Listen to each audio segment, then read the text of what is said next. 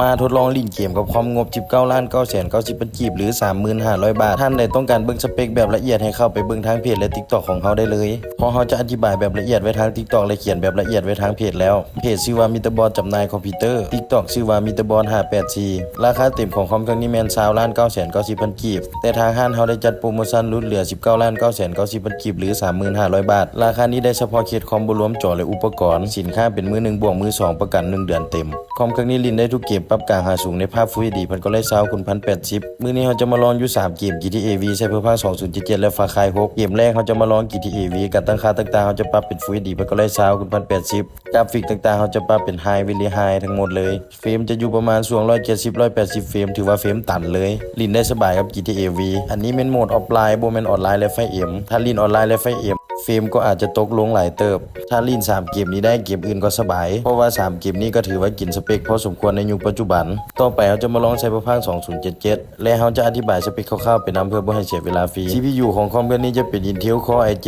1700 8 Core 16 เทรด Mainboard Z490 Socket 1200 Support Gen 10 Gen 11 Mainboard Adlock ตัวท็อป CPU i7 Gen 10แห้งๆเหลือๆการตั้งค่าของเกม Cyberpunk 2077เราจะปรับเป็น Full HD เพื่อเลย20คุณ1080กราฟิกต่างๆเราจะปรับสูงสุดทั้งหมดเลยมาถ้าติดตามเฟรมเฉลี่ยนำกันว่าจะได้จากเฟรมแรม32 GB DDR4 บัตร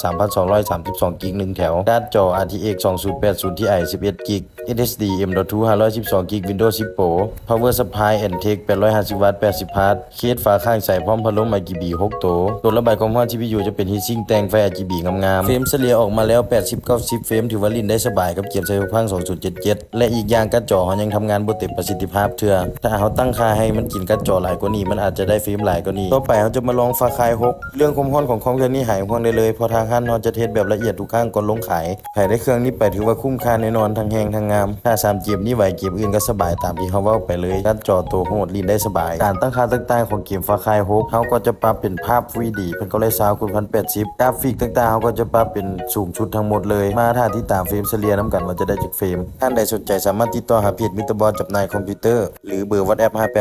58492042ลูกค้านครหลวงสามารถเข้ามาเบิ่งตัวจริงได้มาลองลิ้นตัวจริงได้หรือภายในนครหลวงเขาสามารถจัดส่งให้ได้ถึงทีเฟรมเฉลี่ยออกมาแล้ว70-80 เฟรมถือว่าลิ้นได้สบายกับเกม Far Cry 6และลูกค้าตั้งแข่งเขาก็สามารถฝากขนส่งให้ได้ทั่วประเทศเช่นกันและทางห้างเขายังรับเทิร์นคอมเก่าโน้ตบุ๊กเก่าเกมเก่าโทรศัพท์เก่านำอีกสนใจทักแชทเลย